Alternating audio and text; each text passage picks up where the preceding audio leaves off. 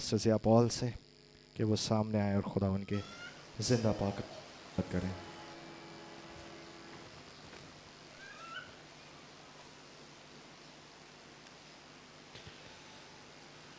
उसको नीचे रख दें। खुदा यीशु मसीह के नाम में आप सबको सलाम कबूल हो। आइए आज सुबह हम खुदा का कलाम अपनी नसीहत के वास्ते खोलें। इफिसस की कलीसिया को लिखा गया बुजुर्ग पौलुस रसूल का ख़त छठा बाब। इफिसस की कलीसिया को लिखा गया बुजुर्ग पौलुस रसूल का ख़त उसका छठा बाब।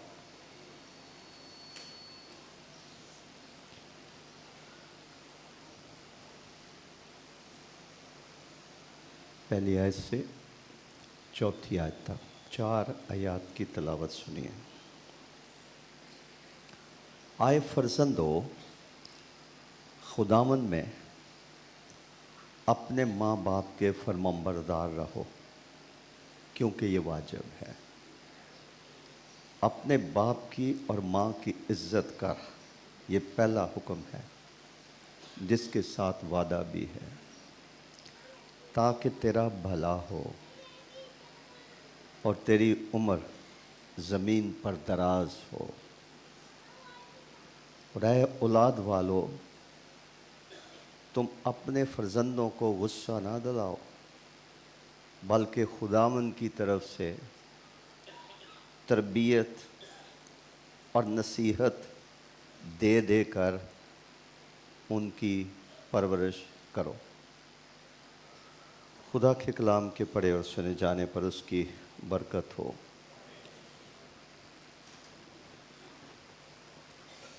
इंसानी ज़िंदगी में जितने भी मखलूक होने के नाते खुदा ने इंसान को तजर्बात दे रखे हैं। तजर्बे में से इंसान गुज़रता है और तजर्बा सीखने का एक बहुत बड़ा ज़रिया है। तो खुदा ने इंसानी ज़िंदगी में जितने तजर्बात रखे हैं, जिसमें से हम गुज़रते हैं, उनमें से एक अहम तजर्बा बाप होने का तजर्बा है। माँ बनना भी बड़ी स्वादत की बात है, लेकिन बाप होना, बाप बनना और बाप कहलाना, और इस बात से खुश होना, इसका तजर्बा रखना कि मैं बाप बन गया हूँ।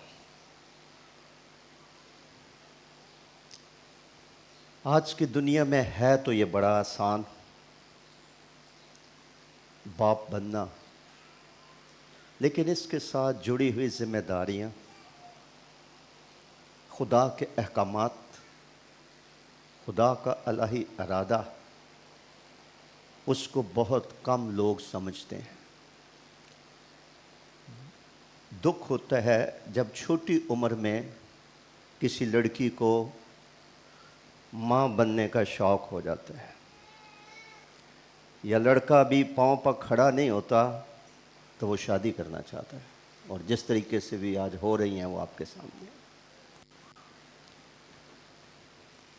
तो बाप बनना खुदा का एक इलाही इंतज़ाम है, उसका एक ठहराया हुआ वक्त है। उसके साथ ढेर सारी जिम्मेदारियां हैं जो बाप बनने के बाद उसके कंधों पर आती हैं। चूँकि आज का इंसान बाप बनने के इलाही इंतज़ाम से नाबल्द, नावाकफ़, इसलिए उसकी वजह से मुआशरे में बिगाड़ है। उसी वजह से बीवियां रो रही होंगी, इसी की वजह से बच्चे नाफरमान, ज़िद्दी, ढीठ, आवारा, खुद सरकश, बागी, अपनी मर्ज़ी से अपनी ज़िंदगी जीने वाले बन जाते हैं कि उनको फादरहुड का तजर्बा नहीं होता, उनको कोई शफीक बाप नहीं मिला होता। ना जाने कितनी ज़िंदगियां दुनिया में तबाह हो गई हैं, जेलें भर गई हैं, जराइम की दुनिया, नशेबाजी और मुख्तलिफ मुआशरती समाजी बुराइयों में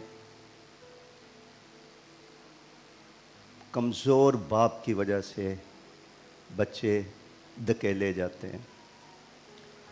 यूँ कहिए कि वो अबलीस का नवाला बन जाते हैं, उसका शिकार हो जाते हैं, भले वो बेटी हो भले वो बेटा हो। लिहाजा बाप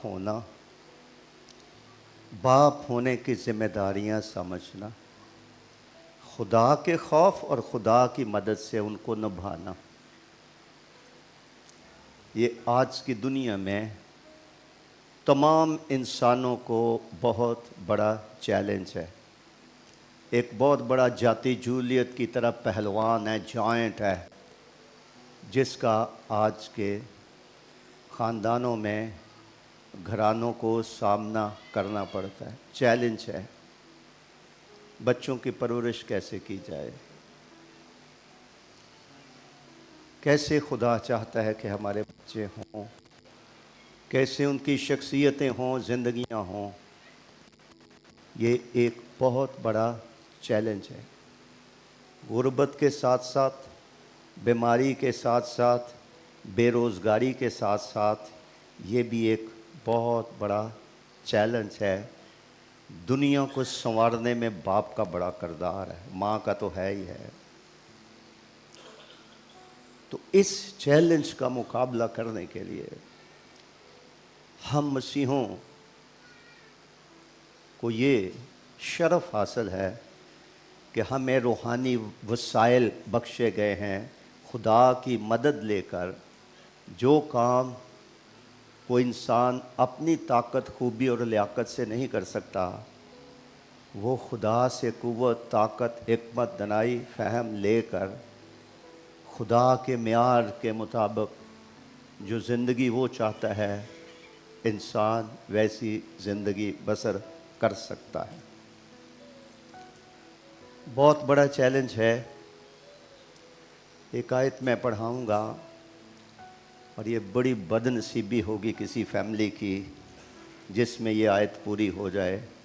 यूसाया नबी का सहीफ़ा, उसका 45वां बाब निकालिए। यूसाया नबी का सहीफ़ा, उसका 45वां बाब, इज़ाया चैप्टर 45 वर्स 10, 10वीं आयत है। जिनके पास बाइबल है ज़रूर इस आयत को निकालें। यूसाया नबी का सहीफ़ा 45वां बाब 10वीं आयत, लिखा है, उस पर अफसोस जो बाप से कहे तू किस चीज़ का वालिद है, और माँ से कहे तू किस चीज़ की वालदा है। थोड़ा सा इस आयत पर गौर करें। इस आयत से किसी भी फैमिली की लाइफ, ख़ानदानी ज़िंदगी की तस्वीर सामने आ जाती है। बच्चे उठ के बाप को कह रहे तू काहे का बाप है, बच्चे उठ के माँ को कह रहे तू काहे की माँ है, और ये अफसोस का मकाम है। ऐसा घर मेरे ख्याल में कोई दोज़ख से कम नहीं होता। दोज़ख का तो बाद में जाके इंसानों को तजर्बा होगा। कई इंसान, ख़ानदान, मियाँ बीवी, बच्चों समेत आज भी दोज़ख ही में जी रहे हैं। किसी घर में बच्चे का अपने बाप को कहना तू काहे का बाप है, तू काहे की माँ है, यानी उनकी हैसियत को चैलेंज करना। अगर किसी फैमिली की ये सूरत हाल है तो ये बड़ी अफसोसनाक है। उनकी तो नस्लें ही बर्बाद हो जानी है। ऐसे ख़ानदान तो किसी का भला क्या करेंगे, वो किसी के लिए बाइस बरकत बन ही नहीं सकते। जिस घर के अंदर ये बिगाड़ हो, इस तरह का बिगाड़ हो, और उसकी अगर वजह तलाश की जाए तो मुख्तलिफ वजूहात हो सकती हैं। एक वजह ये होती है कि जब वालिद ने बच्चों के सामने बाप बनकर ना दिखाया हो, उनकी लाइफ में कोई इन्वेस्ट ही ना किया हो, ना उसके पास वक्त है, ना उसके पास कोई बाप जैसी पिदराना शफकत है, ना उसके अंदर कोई बाप का दिल और प्यार है। वो एक होटल में रहता है, खाए पिए गए, नौकरी से आ गए, आकर रोटी पानी खाया तो सो गए, फिर निकल गए बाहर, फिर कहीं से घूम के आ गए। जब तक हम अपने बच्चों को अपने लिए खुदा की तालीमात इंतज़ाम के मुताबिक इंतहाई कीमती नहीं समझेंगे, उन पर हम इन्वेस्ट नहीं करेंगे, उनके लिए हम कुछ कुर्बान नहीं करेंगे, बच्चे मुंह पे ना भी कहें, किसी स्टेज पर आकर कहेंगे तू काय का बाप है। अगर हम अपने बच्चों को ये जानकर कि औलाद खुदा की तरफ से मिरास है, और बनी इसराइल को जब मिरास बांटी गई थी तो उनको एक सख्त हुक्म दिया गया था जिसके आज भी असरात हम देखते हैं। वो हुक्म ये था कि बनी इसराइल के लिए लाजम है कि वो अपनी मिरास को अपने कब्ज़े में रखें।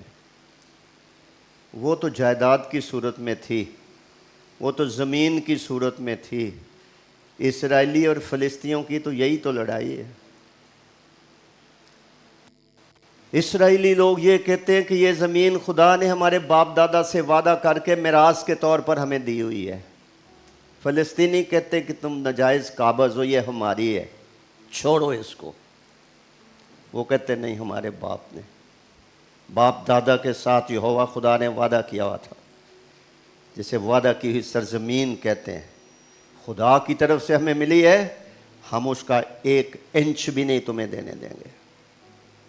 हमारी जिम्मेदारी है कि जो जायदाद ज़मीन की सूरत में यहोवा खुदा ने हमें दे रखी है, हमारी जिम्मेदारी है कि हम इसको अपने कब्ज़े में रखें, हम इसकी हिफाजत करें। इसी तरह से औलाद भी खुदा की तरफ से मिरास है, और ये खुदा ने हर शादीशुदा जोड़े को अगर बख्शी है तो उसकी बड़ी जिम्मेदारी है कि वो अपनी औलाद को अपने कब्ज़े में, कंट्रोल में रखे, ताबे रखे। मेरे ख्याल में ख़ानदानी ज़िंदगी एक छोटा सा गल्ला भी है जिसमें बाप एक चरवाहे की मानद है, जो ज़रूरियात भी पूरी करता है, कमा के भी लाता है और तहफ़्फ़ुज़ भी फ़राहम करता है अपनी भेड़ों की खातर, अपने बर्रों की खातर। वो यीशु मसीह की तरह वो अपनी जान की भी परवाह नहीं करता कि मेरे बच्चे को कोई ना छू दे, उसको कोई नुकसान ना पहुंचाए।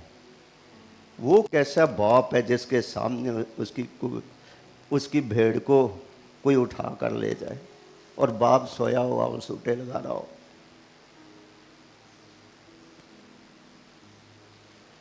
बाइबल मुकद्दस में बाप को बड़ी अहमियत दी गई है, वो एक बादशाह भी है। इसलिए जो अहद अतीक में आप लफ्ज़ पढ़ते हैं अबी मलक, बाप बादशाह है। वो एक चरवाहा ही नहीं है जो अपने भेड़ों की खातर अपनी जान की परवाह ना करे और उनकी हिफाजत करे। वो एक बादशाह भी है जो अपने बच्चों को शहजादों की तरफ पाले, भले वो बेटियां हों भले वो बेटे हों। अबी मलक है। पुराने अहदनामे में बाप के लिए एक लफ्ज़ इस्तेमाल होता है अबी सोर। अब्रानी ज़ुबान के अबी सोर का मतलब है दीवार। बाप एक मुहाफ़िज़ है, वो दीवार खड़ी करता है, वो तहफ़्फ़ुज़ फ़राहम करता है, बच्चों की इज़्ज़त की, उनकी सेहत की, उनके मुस्तक़बिल की वो हिफाजत करता है। वो ख़तरात को भांपता है और वो अपने घराने के गिर्द वो बाड़ लगाता है, दीवार खड़ी करता है, अभी सो।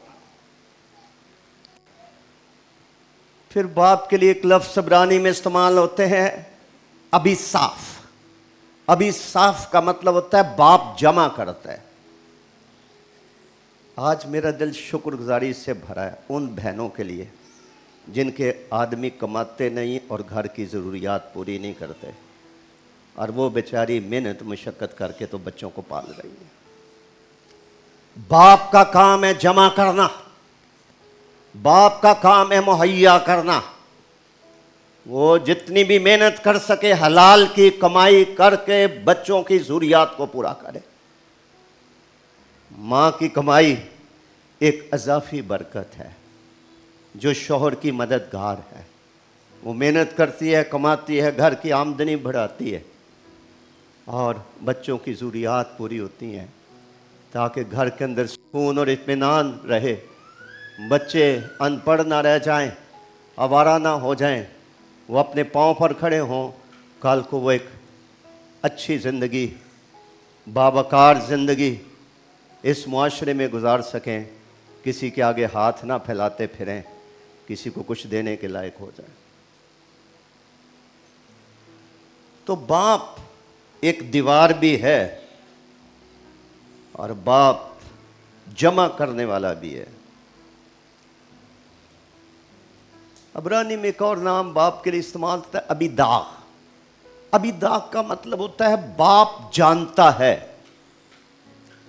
बहुत सारे वालिद जिनको मैं गैर जिम्मेदार वालिद कहता हूं, उनको पता नहीं होता घर में क्या हो रहा है। वो होम की बजाय होटल में रह रहे होते हैं। जब पानी सर से गुजर जाएगा फिर उनको होश आएगी क्या हुआ है। हमारा आसमानी बाप हमारे बारे में सब कुछ जानता है। वो मांगने से पेशतर जानता मेरे बच्चों को किस चीज की जरूरत है। किसी भी वालिद को गाफल सोया हुआ वालिद नहीं होना चाहिए। वो छोटे से गल्ले का चरवाहा है, अगर वो सोया रहेगा तो बच्चों को भेड़िया नहीं उठा के ले जाएगा, उसको कहाँ नींद आ सकती है।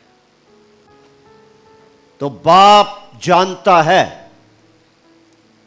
इसलिए मैं कहता हूं जो बाप इग्नोरेंट है, जिसको पता ही नहीं है, और ख़ास तौर पर अपनी बेशतर जिम्मेदारियां बीवी के सर पे डाल दी। बच्चे पढ़ते हैं, टीचर पीरियड मीटिंग, तू चली जाए।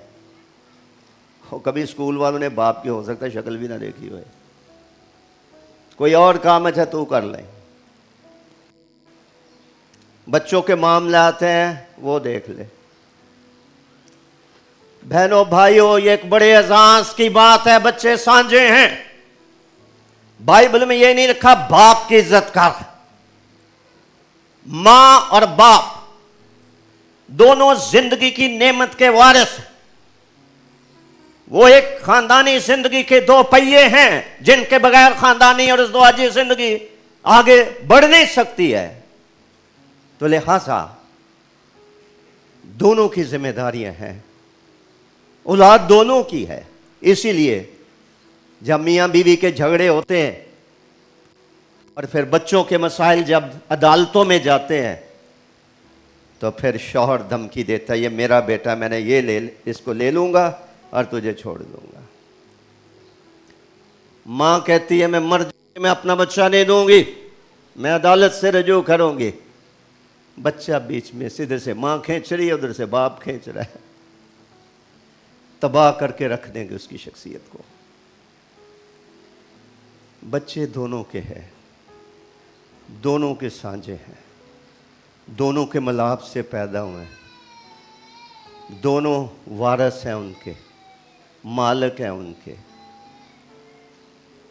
तो जिम्मेदारियां भी तो दोनों नहीं उठानी है ना। फ़राइज़ की अंजाम दही भी तो दोनों के जिम्मे है। ख़ानदान एक किला भी होता है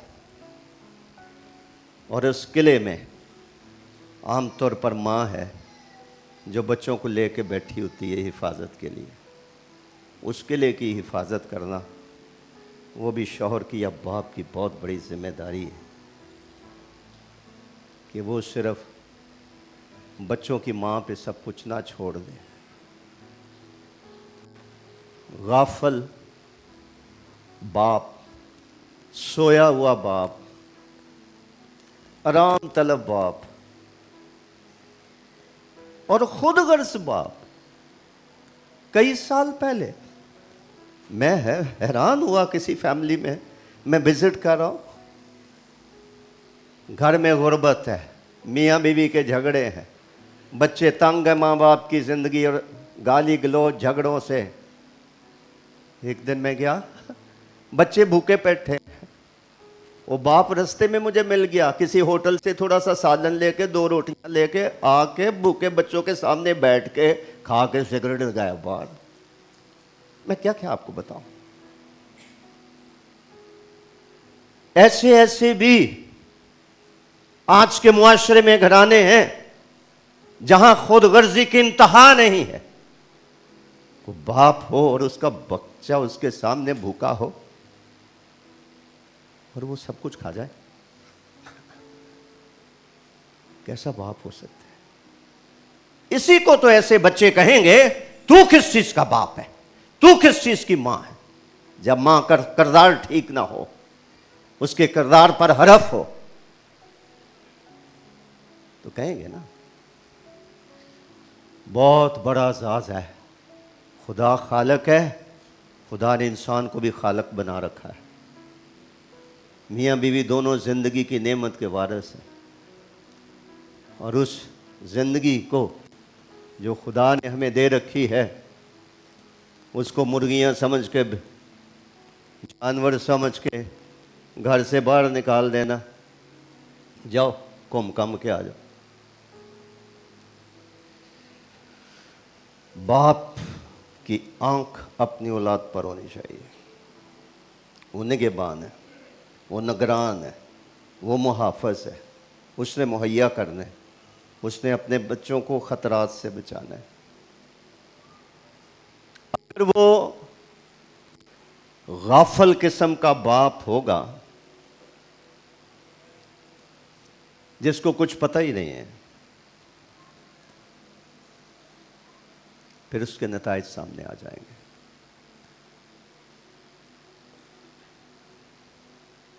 बाप को कुव्वत से भरा हुआ होना चाहिए, वो अपने बच्चों की कुव्वत बने, उनको कुव्वत दे। वो लागर और कमजोर और गाफल और गैर जिम्मेदार बाप, ऊँघने वाला और सोए रहने वाला ना हो। ऐसा करेगा उसके घर में नकब लगनी है। अपने घर में नकब लगने से बचाने के लिए बहुत दूरंदेश होने की जरूरत है, बहुत दूरंदेश होने की जरूरत है। खुदा के फहम की जरूरत है, खुदा की इलाही हदायत की जरूरत है। हिकमत की कमी है तो खुदा से हिकमत मांगने की जरूरत है। मामला फहमी की कमी है तो खुदा से मांगने की जरूरत है। मैं किसी के धोखे में ना आ जाऊं, मैं किसी के फरेब में ना आ जाऊं, मेरे बच्चे को कोई नुकसान ना पहुंच जाए, उसकी गवाही खराब ना हो जाए, उसकी तालीम अधूरी ना छूट जाए, वो मुआशरे की निगाह में गिर ना जाए, वो खुदा के घर से मुनक़ता ना हो जाए। बहुत बड़ी जिम्मेदारी है। आपको याद दिलाता चलूं कि जब मुल्क मिस्र से बनी इस्राएल कौम को निकलना था, फ़िरौन को ये पैगाम जाकर दिया गया, अब्रानियों के खुदा की हमारे साथ मुलाकात हुई है, उसने हमें भेजा है, तू मेरे लोगों को जाने दे। पहले तो वो जाने नहीं देता था, खुदा ने 10 अफ़ात भेजी हैं, फ़िरौन को बेबस मजबूर कर दिया है। फिर वो मजबूर होकर आमादा हो गया इनको छुट्टी देने के लिए, और वो कहते कि तुम कौन कौन जाओगे, और उनको तजवीज़ कर रहा है सिर्फ मर्द ही मर्द चले जाओ, जाओ उस पहाड़ पे इबादत करके आ जाओ। उन्होंने कहा नहीं, हमारे बीवी बच्चे भी जाएंगे। कितना अच्छा हो किसी भी क्रिश्चियन फैमिली में कोई बच्चा घर में ना हो, सब के सब इतवार के दिन माँ बाप के साथ खुदा के घर में हो। एक बच्चा भी सोया हुआ ना हो, एक भी किसी और वजह से खुदा से दूर ना हो। वहीं तो इब्लीस आके रखना डालेगा, वहीं तो वो अपनी कार्रवाई करेगा। बच्चों को भेड़ों की तरह हाँक कर खुदा के घर में लाना ताकि कोई अच्छी बात सीख ले, खुदा की रहमत उन पर हो जाए। और इसका आगाज़ छोटी उम्र से होना बहुत ज़रूरी है। एक छोटी सी डाली को जब वो नरम होती है, उसको मरोड़ना ढालना आसान होता है। जब वो एक दरख्त बन जाती है, अदात पुख्ता हो जाती हैं, बच्चे फिर आगे से आंखें निकालते हैं, सीना जोरी करते हैं, फिर नहीं वो बात सुनते, क्योंकि हमने उस वक्त की अहमियत को ना पहचाना जब उनकी शख्सियत की तामीर होनी थी। इब्तदाई साल बच्चों की परवरिश के बड़े अहम होते हैं।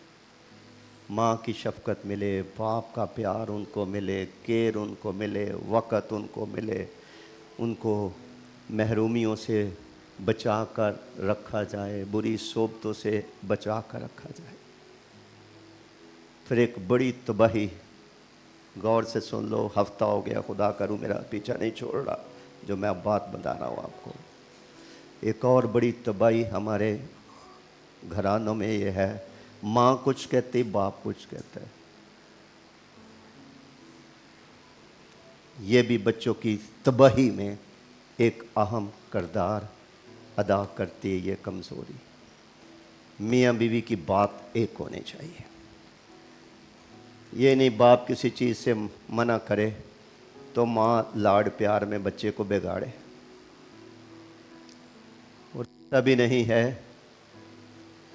कि माँ किसी बात से मना करे और बाप बच्चे को प्यार दिखाकर अपने असूल बदल कर, बच्चों के आंसू देखकर, ज़िद देखकर तो हथियार डाल जाए। ये कमज़ोर बाप है। एक रूहानी बाप एक चट्टान की मानद होता है, उसकी हाँ की जगह हाँ और ना की जगह ना होती है, होनी चाहिए। जब बच्चों को पता होता है कि हम रो कर ये बात मनवा लेंगे और वो फ़ायदा उठाते हैं। लिहाजा बच्चों की परवरिश में अगर खुदा न खास्ता मियाँ बीवी आपस में मुत्फिक नहीं हैं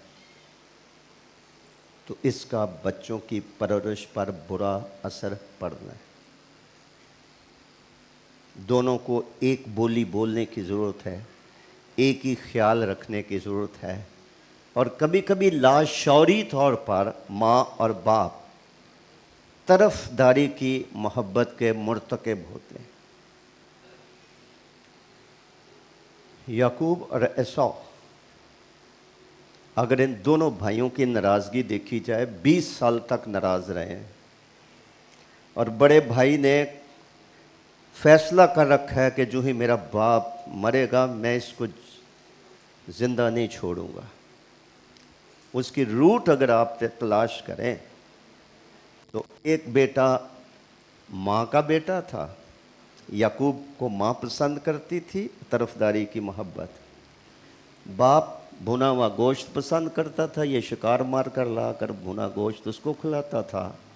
बाप की मोहब्बत एसाव के साथ थी, माँ की मोहब्बत याकूब के साथ थी। किसी भी फैमिली में तरफदारी की मोहब्बत और उसके बुरे नताइज जो बाइबल में हमें नज़र आते हैं, एक बहुत बड़ा सबक है अगर कुछ सीख ले तो।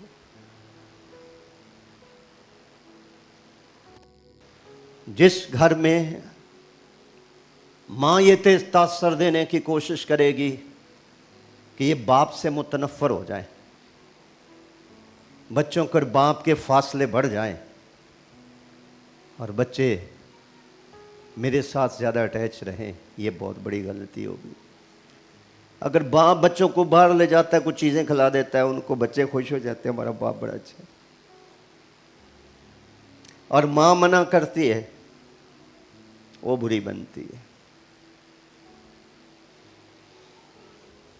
माँ बच्चों की भलाई के लिए तरबियत करते हुए तंबीह करती है, सख्ती करती है,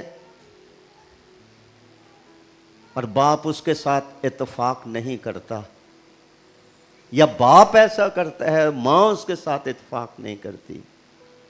बच्चों की परवरिश में एक बहुत बड़ा खला रहेगा, बहुत बड़ा बिगाड़ रहेगा। कई बच्चे हैं, उनकी बर्बादी में या तो माँ का कसूर तो या बाप का कसूर। लड़के की तरबियत में छड़ी का इस्तेमाल ना करना, तंबीह ना करना, बच्चे के फायदे के लिए उसको सजा ना देना, किस कदर तबाही का बायस बन सकता। और फिर रूहानी लोगों और ख़ानदानों में कभी आप एली कहन की ज़िंदगी उठाकर देखिए। 40 साल हो गए खुदा की खिदमत करते हुए, इतना बुज़ुर्ग तजर्बाकार खादम, लेकिन बच्चों की तरबियत में फेलियर, नाकाम फादर। जो लोग हैकल में आते थे, हदिया जात कुर्बानियाँ गुजरानते थे, वो लड़के जो कि खुदा से डरते नहीं थे, तो उनके जो काम थे उसकी वजह से लोग खुदा के घर से नफ़रत करने लगे थे, कुर्बानियाँ चढ़ाने से इज्तनाब करते थे, क्योंकि बच्चे बुराई में, नाराज़गी में इतने बढ़ते जा रहे थे कि बाप ने कभी भी उनको कुछ कह के अज़ुर्दा नहीं किया। सारी फैमिली तबाह हो गई। खुदा ने सख्ती से, जो आज की दुनिया में आज खुद नोटिस अदालतें लेती हैं, खुदा ने लिया और एली का घराना तबाह हो गया। क्योंकि दूसरों को खुदा की राह पर चलने की हदायत करना, कुर्बानियाँ चढ़ाना, कहानत का काम सरअंजाम देना, वो तो जारी था, अपनी औलाद तबाह हो रही थी।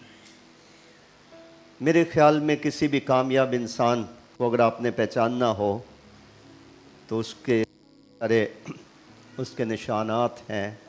एक निशान ये भी है कि उनकी औलाद कहाँ तक पहुँची है। एक कामयाब फैमिली, कामयाब इंसान जिस पर खुदा की शफ़क़त का हाथ हो, जिससे खुदा राज़ी हो, जिस पर खुदा की बरकत हो, उसकी औलाद कभी भी मुताज नहीं हो सकती है। हम ज़बूर गाते हैं ना, मैं बच्चा सा हण बुढ़ा हाँ, पर नस्ल सादक दी न कदी वेखी लचार न टुक्कर मंगदी भी। क्या कहना चाहता है ज़बूर नवीस? कि रास्तबाजों की औलाद के ऊपर खुदा की बरकत होती है और वह रास्तबाज औलाद होती है, वो खुदा के खौफ में चलने वाली होती है। तो जहाँ तरफदारी की मोहब्बत है, जहाँ मियाँ बीवी आपस में किसी बात में यगानगत इत्तेहाद, वननेस नहीं है, ख़ानदान में बहुत बेगार है। और तीसरी अहम बात यह है, जहाँ कोई एग्ज़ाम्पल नहीं है, नमूना नहीं है। बच्चे तो वैसे ही नकाल होते हैं। घर के अंदर माँ है, बहुत सारी दुनिया में माएँ ऐसी हैं जिन्होंने अपनी अमली रूहानी ज़िंदगी के सबब से अपने बच्चों पर असर डाला है। बच्चे बूढ़े होकर भी कहते हैं आज हम जहाँ तक पहुँचे अपनी माँ की वजह से पहुँचे। नमूने की ज़िंदगी बसर करना। बाप ऐसा बाप हो कि बच्चे चाहें कि हम अपने अब्बू की मानंद बनेंगे। जैसे वो खुदा से डरता, खुदा से प्यार करता, रास्तबाज है, घर में भी है, बाहर में भी है। बच्चे देखते हैं, मुंह पे ना भी कुछ कहें वो देखते हैं। लेकिन जो बाप ही बच्चों के गुनाहों के साथ समझौता करने वाला हो, बच्चों को भी पता है इसने क्या कहना है।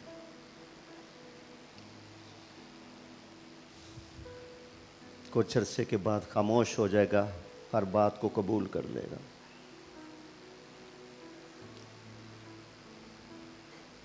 रोमियो के खत में लिखा, हम क्यों बुराई ना करें कि भलाई पैदा हो। अबरानी के खत में लिखा है, खुदा सजा देकर तरबियत करता है ताकि हम दुनिया के साथ मुजरम ना ठहरे। अबरानियों के खत में लिखा, वो कौन सा बाप है जो अपने बच्चे को तंबीह नहीं करता। तंबीह ऐसी परवरिश होती है जिसमें सजा देकर सिखाया जाता है। जब बच्चा प्यार से नहीं मानता है फिर उसको सजा दी जाती है, और वो उसके फ़ायदे के लिए, उसको दोज़ख से बचाने के लिए, उसको एक अच्छा इंसान बनाने के लिए। जिस घर के गिर्द को चार दीवारी ना हो, बाप दीवार की तरह ही ना हो। शायद आपने इस चीज़ को भांपा या नहीं, मैंने देखा है कि कई घरों में बाप ना होने के बराबर है। वो बच्चे बाप के होते हुए भी यतीम ही हैं। बाप एक दीवार होता है, वो अपने घर के गिर्द तहफ़्फ़ुज़ फराहम करता है, अपनी जान पर खेल कर, अपनी ख्वाहिशात कुर्बान करके, खुद इनकार बनकर, कुर्बानी देकर।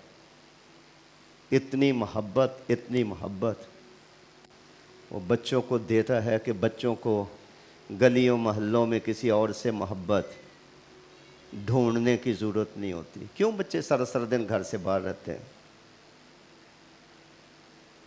कई ऐसे बच्चे आपको मिलेंगे वो घर से बाहर ही नहीं जाते। क्यों? घर में मोहब्बत है, हर चीज़ घर में मिल रही है। एक खला है, एक तशनगी है, एक कमी है जो बच्चे फिर दोस्तों में, सहेलियों में, बुरी सोबतों में वहाँ ढूंढते हैं। घरों का माहौल खुदा की मदद लेकर, अपने अपने घर का माहौल खुदा की मदद लेकर दुरुस्त करना, घर जन्नत जैसा हो। घर में खुदा की हजूरी, खुदा की बादशाहत हो, खुदा की इज़्ज़त हो, खुदा का एहतराम हो, खुदा का रोब माना जाए। जहाँ खुदा है वहाँ रोना और दांतों का पीसना और इल्ज़ाम तराशी नहीं होती। वे वहाँ होती है जहाँ अबलीसी कुव्वतें ख़ानदान में काम कर रही होती हैं। बच्चे एक दूसरे को काटने को पड़ेंगे, मियाँ बीवी बैठे बैठे लड़ पड़ेंगे एक दूसरे के साथ।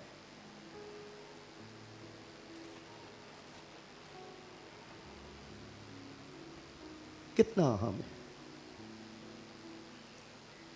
कितना अहम है कि हम अपने घुटनों को सुस्त ना होने दें, हमारी आंखों से आंसू खुश्क ना हो और हम खुदा की रहमत का दरवाज़ा खटखटाते रहें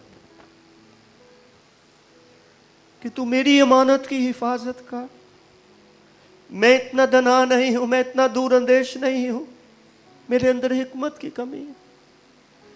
हो सकता है मुझे भी ऐसा ही बाप मिला हो, और नस्ल दर नस्ल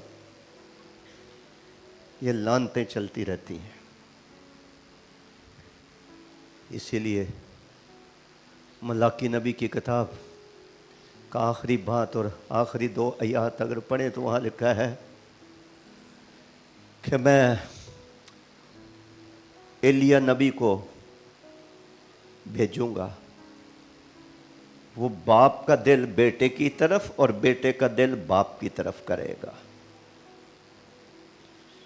यानी घर के अंदर एक ऐसा माहौल पैदा करना कि जो मेहमान आ जाए, कोई भी विजिटर आ जाए, वो भांप ले इस घर में खुदा रहता है। तो ये सब कुछ खुदावंद की बादशाही की वजह से कि हमारे घरों में, हमारे खैमों में नाराज़गी ना हो, नाराज़गी के साथ समझौता ना हो। कई साल पहले एक वालिद साहब मुझे मिले। उनके बच्चों को, छोटे छोटे बच्चों को मैं जानता था। मैंने कहा यार बच्चे कितने बड़े हो गए हैं, क्या कुछ कर रहे हैं? तो बड़े खुश, अब तो जी बड़े हो गए हैं, वह तो मेरे कद के हो गए। मैंने कहा बड़ी अच्छी बात है, काफ़ी साल हुए मैंने नहीं उनको देखा। एक दिन फिर मुझे फ़ोन आ गया कि हमारी बेटी का बाहर जाने का हो गया है। मैंने कहा अच्छा। मैंने पहले ही सवाल किया, मैंने कहा भाई ये बाहर तो जा रही है, कोई जगह महफूज है जहाँ इसका जॉब वगैरह हुआ? हाँ हाँ बहुत अच्छी जगह है, वहाँ गार्ड खड़े होते हैं और लड़कियाँ भी है। चलो अच्छी बात है, खुदा का शुक्र। फिर मैं खादमों की कोई मीटिंग करवा रहा था। एक दिन वहाँ वो खादम नहीं है, लेकिन वो फिर भी आ गया वहाँ। मैंने उसको पूछा कि सुनाओ बच्चों का क्या हाल है? वो बेटी आपकी बाहर चलेगी तो उसका क्या बना? तो पास्टर साहब ठीक है, सब खुदा का शुक्र है, ठीक है। मैंने कहा चलो खुदा की शुक्रगुजारी। को पास्टर थे वहाँ, वो मुझे मिल रहे थे। जब वो आहिस्ता आहिस्ता मिल के जा रहे, ये नहीं जा रहा था, ये उधर ही था। मैंने कहा सारे खादम जा रहे हैं, आप क्यों रुके हुए हैं? मैंने आपसे बात करनी है। मैंने कहा बताइए, बैठिए। बात क्या करनी, मेरे सामने फूट फूट कर रोने लग पड़ा। मैंने कहा क्या हुआ? कहता मेरी पलौठी बेटी का, जिसका आप पूछ रहे थे, उसने किसी गैर मसीही से शादी कर ली है। मैंने आपके साथ झूठ बोला था। पैसे से धोखा मत खाओ। बच्चा कितना कमा के लाता है, कहाँ से लाता है, उसकी एबिलिटी क्या है? ये पैसा भी बहुत सारे घरों को आग लगा देते हैं। हमें इज्जत प्यारी है, पैसा प्यारा है? हमें अपनी औलाद की रूह प्यारी है, या हमें चीज़ें चाहिए कि बच्चे कमा के लाएं और घर में जो कुछ हम कमा के नहीं बच्चों को दे सके तो वो ले आए?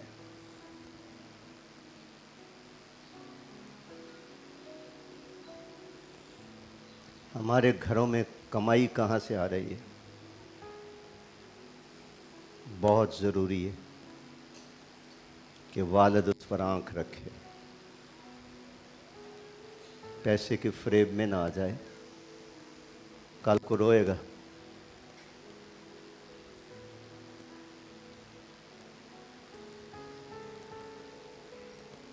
बाप होना बहुत बड़े एजाज़ की बात है। इसीलिए खुदा ने अपनी ज़ात का मुकाशफा दिया है। वो आसमानी बाप है। हर ज़मीनी बाप को अपने आसमानी बाप की मानद बनने की कोशिश करनी चाहिए, ताकि अनदेखे बाप की तस्वीर ज़मीनी बाप की ज़िंदगी में नज़र आए।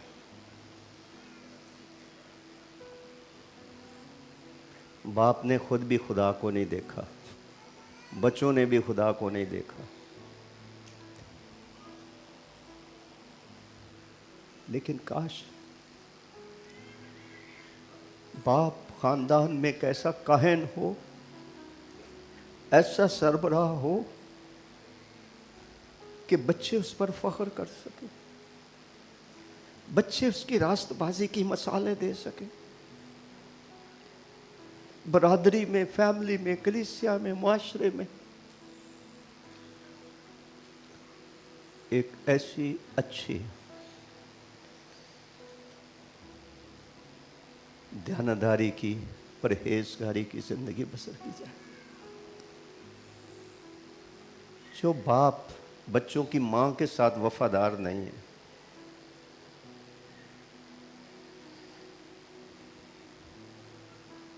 बच्चों की शख्सियत पर उसका किस कदर मनफी असर हो सकता है, वो मुआशरे में दिखाई देते हैं। जो लोग असातिज़ा हैं, पढ़ाते हैं स्कूलों में, वो इतने में भांप सकते हैं बच्चे को उसकी हरकत सकनात देखकर कि ये बच्चा कौन सी फैमिली से है, किस टाइप की फैमिली से है। तो लिहाजा कितना ज़रूरी है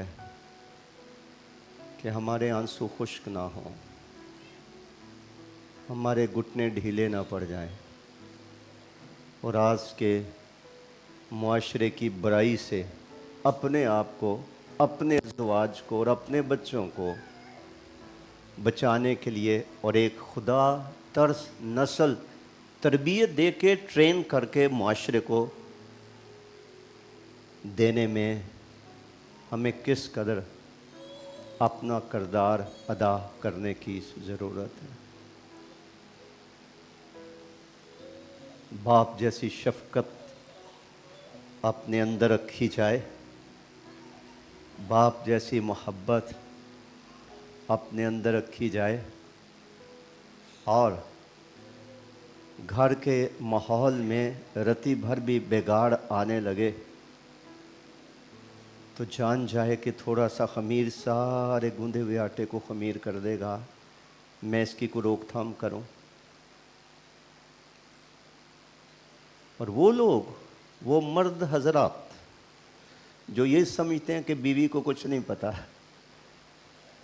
जो ये जुमला कहते तेनू की पता है, बहुत बड़ी गलती है।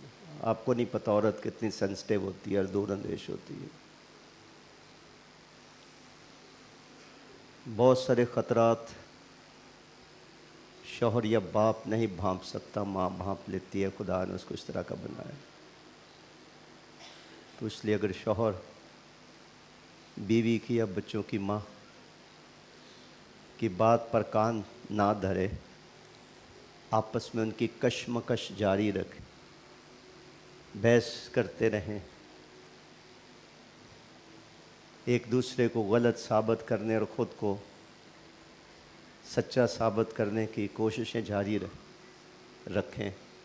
और बच्चे ये सब कुछ घर में जो कुछ हो रहा है, वो अगर वो घर में हैं तो वो देख रहे होंगे, वरना इस तरह के बच्चे घर से ज़्यादा बाहर ही रहते हैं, वो सोने के वक्त आते हैं घर, इसलिए कि बाहर कहीं जगह नहीं होती। मैं चाहता हूँ आज हम खुदा के हुजूर को दिल की अथाह गहराइयों से अपनी फैमिलीज़ के लिए खुदा की रहमत तलब करें। बाप ज़िम्मेदार बाप बने, उसको घर की हर एक बात का पता होना चाहिए। और वो बीवियाँ जो बच्चों के मामलात बाप से छुपाती हैं, मेरे ख़्याल में बहुत बड़ी गलती है। कोई बात छुपानी नहीं चाहिए मियाँ बीवी को एक दूसरे से, भले कभी कभी कई बातें बताते हुए घर में बिगाड़ पैदा होता है, इसमें कोई शक नहीं। इसके बावजूद भी ख़ानदान में कोई ख़तरा है, माँ का फ़र्ज़ है बच्चों के बाप को बताए। बाप को पता है, उसका काम है बच्चों की माँ को बताए, क्योंकि वो दोनों इस महाज पर मिलकर वो मुकाबला करते हैं, वो दुश्मन को मिलकर रोकते हैं, वो अपने घर के मुहाफ़िज़ हैं। शौहर अकेला ही दीवार नहीं है, माँ भी दीवार है, बड़ी ताकतवर दीवार है। वो भी नाराज़गी से, बेरा रवी से बच्चों को बचा सकती है। लेकिन जब दोनों एक दूसरे के ख़िलाफ़ काम करेंगे, राय में इख्तलाफ होगा, नुक्ता नज़र में इख्तलाफ होगा, तो अच्छा है कि उसके ऊपर गुफ्तगू की जाए। माशरे में ऐसे बच्चे पैदा करके ना छोड़ दिए जाएं, जैसे पंजाब में मैंने देखा है, लोगों ने मुर्गियां रखी होती हैं, वो सुबह के वक्त मुर्गियां घर से बाहर निकाल देते हैं, बाहर से चर चुर की फिर शाम को आ जाती हैं। कितने बच्चे हैं, कोई साइकिल के नीचे आ जाता है, कोई मोटरसाइकिल के नीचे आ जाता है, क्यों? पैदा करके बाहर। Where is father, where is mother? क्या बच्चे खुदा की सूरत और शबीह पर नहीं हैं? का कल के कायदीन उन्होंने नहीं बनना? उन्होंने बाप या माँ कल को नहीं बनना? मुआशरे का हिस्सा उन्होंने नहीं बनना?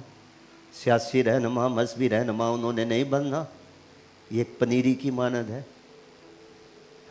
ये छोटे छोटे पौधे हैं जिनकी आबियारी आज करने की ज़रूरत है, आंसुओं के साथ, खुदा के खौफ के साथ।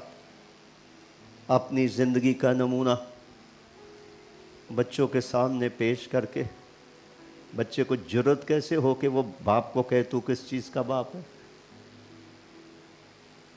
ये तो वही बाप इस तरह के जुमले सुन सकते हैं, और शायद वो मुस्तहिक होते हैं इस तरह के जुमले सुनने के, क्योंकि उन्होंने कुछ किया ही नहीं होता है। बहुत सारे घरानों में जो चूल्हा जलता है वो माँ के खून से जलता है, उसकी मेहनत और पसीने से जलता है। तो लिहाजा बाहसियत कलीसिया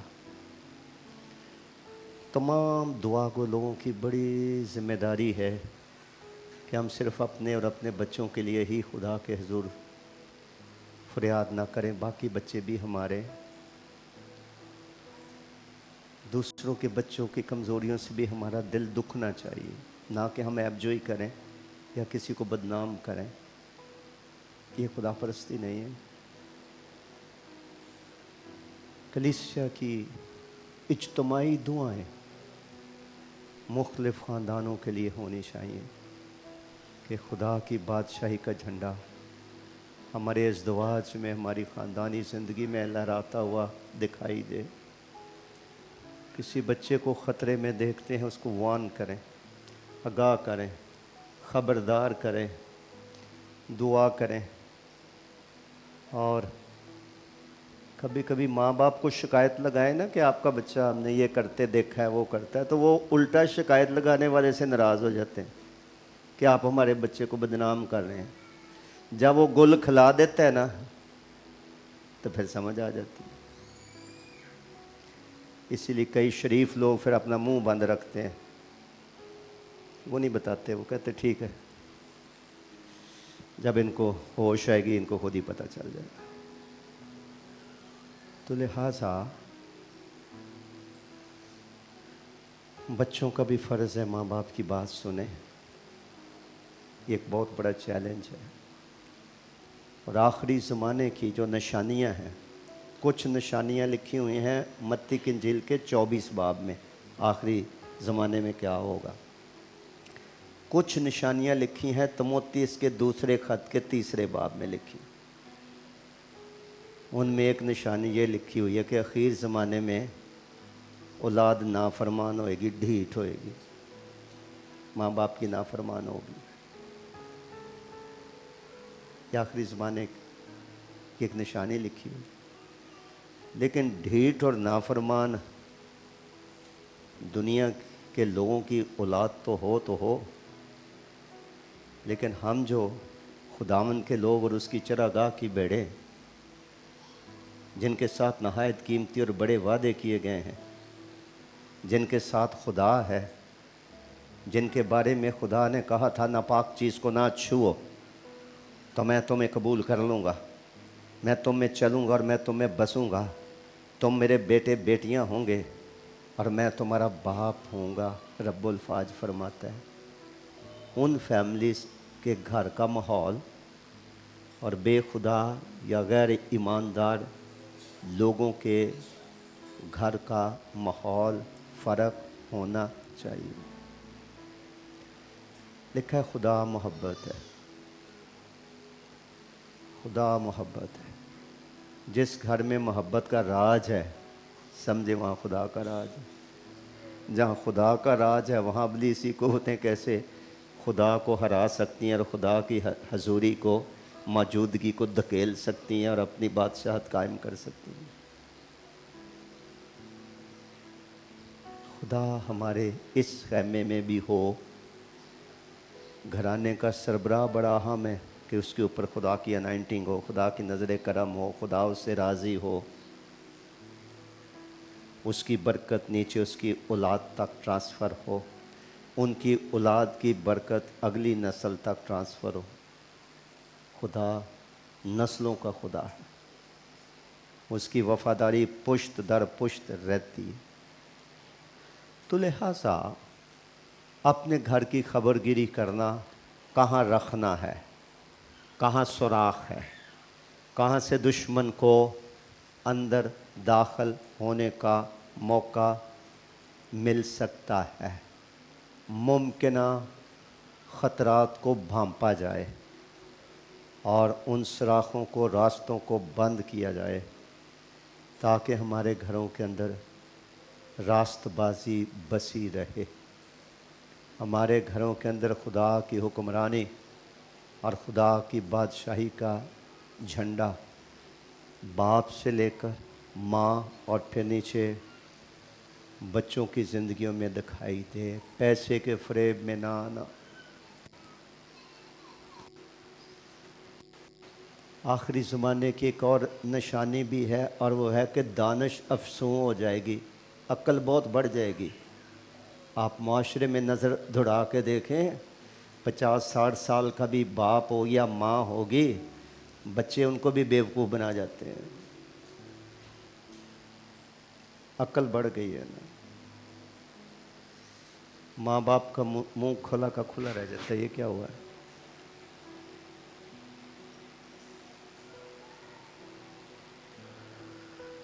आए अपने सरों को खुदा की हजूरी में झुकाएं, थोड़ा सा अपने घरानों की छानबीन करें,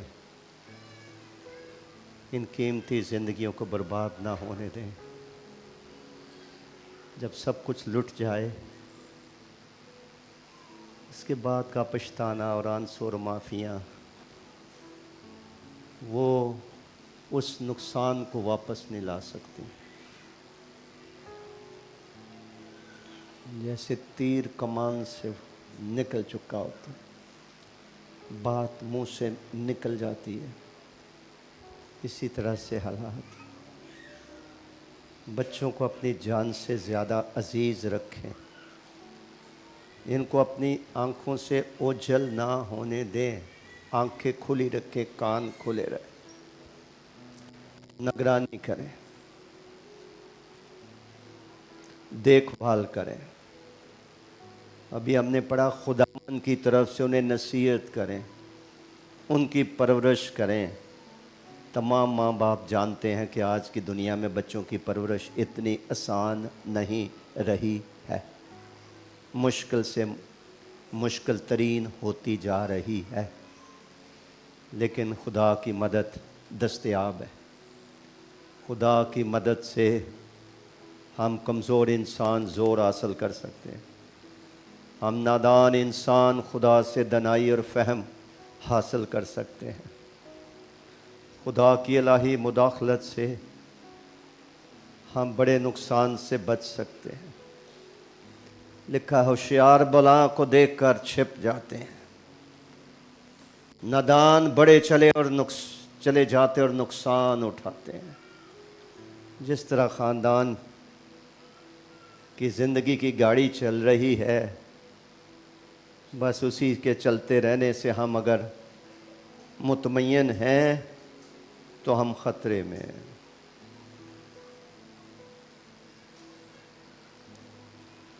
हमें अपनी रूहानी आँखों में झपकी नहीं आनी देनी चाहिए।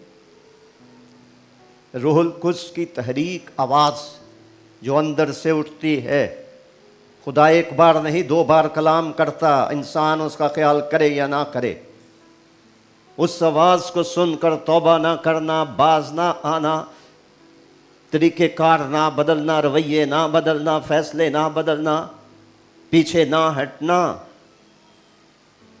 खुदा को कोई नुकसान नहीं है, नुकसान इंसान को है। तरबियत से अदावत तबाही बर्बादी का बायस बनती है। खुदा हमें मुफीद तालीम देता है, वो कभी हमारा बुरा नहीं चाहता है, वो तो हमारे लिए हर अच्छी चीज़ चुन कर रखता है। कमज़ोर बाप मत बनिए, गैर जिम्मेदार बाप मत बनिए, गाफल इग्नोरेंट फादर मत बनिए। अपने घराने के लिए जागिए और अकेले ना जागिए, अपने जीवन साथी को साथ रखिए। एक ही बात कहो, एक ही बात पर मुत्फिक हो। और अगर जीवन साथी दुनिया में नहीं है तो फिर भी दोहरी जिम्मेदारी है। इसको निभाने के लिए खुदा से फजल मांगना, उससे रोशनी मांगना, अल्लाही हदायत मांगना कि खुदा हमें बुराई से बचाए, हमारे बच्चों को बुराई से बचाए।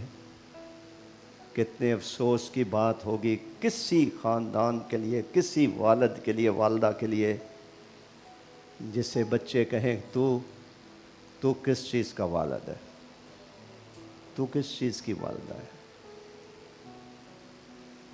लेकिन बच्चों को जुर्रत हो ही नहीं सकती इस तरह का जुमला अपने मुंह से निकालने की, अगर घर का माहौल ऐसा है जहाँ खुदा रहता हो, खुदा के कलाम का लिहाज हो, खुदा की मोहब्बत हो, वफ़ादारी हो, दयानतदारी हो, रास्तबाजी हो, हलाल की कमाई हो, सच्चाई हो, नेक नियति हो, खुदा का खौफ हो, खुदा का रोब माना जाए, वहाँ दुश्मन का क्या काम है ठहरने का। जहाँ हकीकी नूर बस रहा हो, जो हर एक आदमी को, हर एक फैमिली को रोशन करता है, वहाँ तारीकी नहीं ठहर सकती है।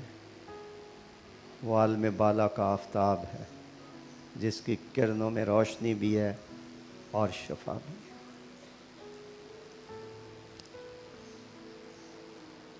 हम ये संजीदा ख़ानदानी मसला है, इसके लिए हम खुदा के हजूर आएंगे। मैं आज सोचता हूँ कि मैरिज काउंसलिंग भी कितनी अहमियत की हामिल है, जिसका आज फ़िक़दान है कि बच्चे जो ब्याह शादी की उम्र तक पहुँच जाते हैं, उनको वक्त से पहले बताया जाए कि ये कितनी बड़ी ज़िम्मेदारी है जिसका फ़ैसला आप करने को हैं, करना चाहते हैं, जो कदम आप उठाना चाहते हैं, कितनी बातें उसके साथ जुड़ी हुई हैं, लागत का अंदाज़ा लगा के और फिर बुनियाद रखी जाए। ख़ानदानी ज़िंदगी कलीसिया की एक छोटी तस्वीर है। जैसे कलीसिया को अज़दहा हड़प कर जाना चाहता है, निगल जाना चाहता है, इसी तरह से फैमिलीज़ में सुकून, इत्मीनान, खुशी को छीनना, ज़िल्लत, रसवाई, इल्ज़ाम तराशी, एहसास जुर्म, खुदा की हजूरी से कट जाना, पाक को रंजीदा करना, खुदा को नाराज़ करना, ये सब अबलीस के काम हैं। खुदा का शुक्र है हम खुदा के पास आए हैं, जो ऐसा चरवाहा है जो अपनी भेड़ों को संभालने के लिए जान तक देनी पड़े तो वो दरेग नहीं करता है। वो कल, आज, बल्कि अब तक यकसा हैं। हमारे सारे चश्मे उसमें हैं। आज भी हम अपनी जड़ें उस दरिया की तरफ बढ़ा सकते हैं। हम नाराज़गी से बच सकते हैं, लेकिन अपनी कोशिश से नहीं, अपनी कोशिश से नहीं। उन्होंने कहा था, मुझसे जुदा होकर तुम कुछ भी नहीं कर सकते हो। तो हमें खुदा की ज़रूरत है। सिर्फ़ अल्फाज की हद तक ही हम ये नहीं कहेंगे, बल्कि दिल की अथाह गहराइयों से हम खुदा को बावर करवाएं, यकीन दिलाएं कि मैं अपनी बेहतरीन हालत में भी बेसबात हूँ, भले मैं माँ हूँ, भले मैं बाप हूँ, लेकिन मुझे तेरी ज़रूरत है गलतियों से बचने के लिए। गलतियों से बचने के लिए मुझे तेरी ज़रूरत है। अब्रानी एक नाम है अबीशाग। अबीशाग का मतलब है बाप गलती करता है। बाप कौन सा फरिश्ता है, वो भी इंसान है, उससे भी गलतियां हो सकती हैं, लेकिन खुदा हम इंसानों को जो बाप है कसरत से माफ़ करता है। लेकिन उस सूरत में जब अंदर शिकस्तगी हो, सच्चा इकरार हो और खुदा की तवानाई का दामन छूने की कोशिश की जाए, तो फिर वहाँ से तवानाई निकल कर हमारे अंदर दाखिल हो सकती है और खुदा की हिकमत के साथ हम अपने घरानों का इंतज़ाम ऐसा इंतज़ाम कर सकते हैं जैसा खुदा चाहता है, जिसकी हदायत हमें कलाम में मिलती हैं, और हम अपनी वो हैसियत जो खुदा ने बाप की हैसियत दे रखी है, एक ज़िम्मेदार बाप की तरह, एक ज़िम्मेदार बाप की तरह हम ऐसी ज़िंदगी बसर कर सकते हैं ताकि घर के अंदर खुशहाली हो, सुकून हो, वो जन्नत की नज़ीर बन जाए और बच्चों का दिल जो है वो परिंदों की तरह उड़ कर घर में आए, घर उनको अच्छा लगे, माँ बाप की मौजूदगी उनको दोस्तों सहेलियों से और आशिकों और मशूकों से ज़्यादा उनको ज़्यादा पसंद हो। ये हो सकता है, ये हो सकता है। सो दुआ के लिए हम खुदावन के फजल के तख्त के सामने आएंगे।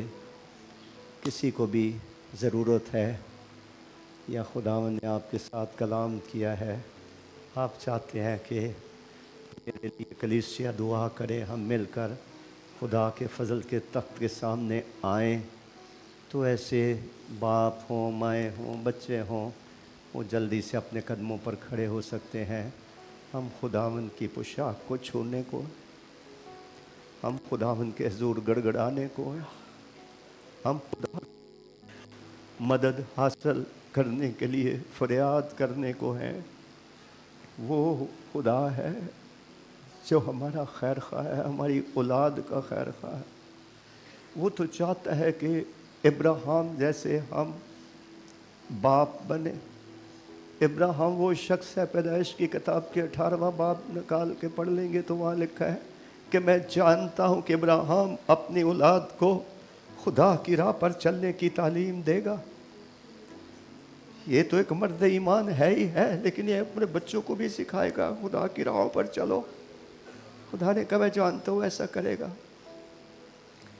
दाऊद बुजुर्ग हो गए, उन्होंने सुलेमान को बुलाया, उन्होंने कहा मैं अब अपने आखिरी सफ़र में हूँ, लेकिन आए मेरे बेटे सुलेमान, अपने बाप के खुदा को पहचान, अपने बाप के खुदा को पहचान। मरने से मरते मरते एक बुजुर्ग ने अपने बेटे को ये नसीहत की, ये वसीयत की, अपने बाप के खुदा को पहचान। तू उसके हुक्मों को मानेगा, खुदा तुझे सरबुलंद और सरफराज करेगा। अगर तू उसकी परवाह नहीं करेगा, वह तुझे सजा देगा। लिहाजा अपने बाप के खुदा को पहचान। हालेलुया। शकरा समान खुलना रज़की।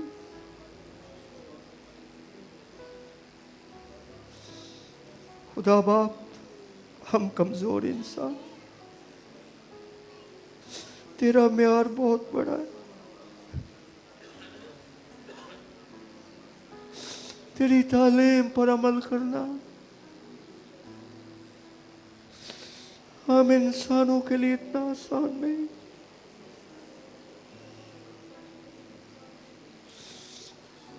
माशरे के बिगाड़ से बचना, अपने कीमती बच्चों को बचा कर रखना हमारे बस में नहीं। हमें तेरी इलाही मदद, हदायत और रहनुमाई की जरूरत। हमें दूर अंदेश बना, खतरात को भांपने वाले बना। हम इंसानों और शैतानों से धोखा न खा जाए। हम सर की दोस्ती से खाली रहें, फ्रेम में ना आ जाएं, और बच्चे घरों के फैसले ना करने लगे। वो बच्चे ही रहे बाप बनकर।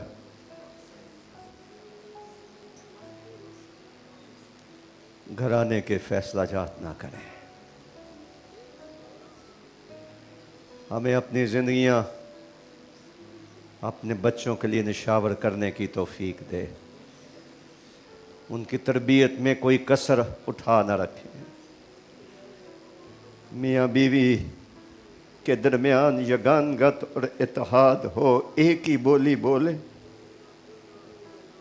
एक ही बात पे मुत्तफिक हो।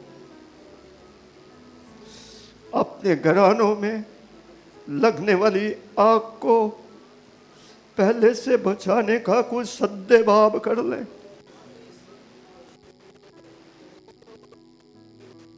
होशियार और बेदार होने का, जागते रहने का, ताकि हमारे घर में नकब न लग जाए। फजल अता कर, बच्चों की मदद कर। वो अपने माँ बाप को अपने दुश्मन ना समझे। वो जाने कि उनसे बढ़कर और उनका खैर खा कौन हो सकता है। जिद, ढिठाई, नाफरमानी, सरकशी, बगावत की रूह को कूट कूट कर हमारे घरों से, अज़दवाज से, हमारे बच्चों के ज़हनों से निकाल दे। तेरी रोशनी, तेरा नूर हमारे घरों को मुनव्वर करे। हमारे घरों में रास्तबाजी बसी रहे। तेरी हजूरी का बादल छाया रहे। तेरी कभी तौहीन ना हो। तेरी इज़्ज़त घर के हर एक फ़र्द के वसीले से हो। अपने बच्चों की मदद फरमा। अपने बच्चों की मदद फरमा। हमारी सुन। हमारी गलतियों को, ख़ताओं को, नालायकियों को, बहानों को बख्श दे आए खुदा। एक नया काम हमारे ख़ानदानों में कर। हमारे बच्चों की ज़िंदगियों में कर। हम में से किसी को अपने बच्चों की वजह से आंसू ना बहाने पड़े, जिल्लत और तौहीन का सामना ना करना पड़े। हमें तेरी आस है, हम तेरी तरफ देखते हैं, तेरी दुहाई देते हैं। हमारा मददगार बना है खुदा। जो कुछ हम खुद नहीं बदल सकते, आप बदल दीजिए। जो कुछ हमारी आंखों से ओझल है, आपकी आंखों से ओझल नहीं। हमें देखने वाली आंखें दीजिए, सुनने वाले कान दीजिए।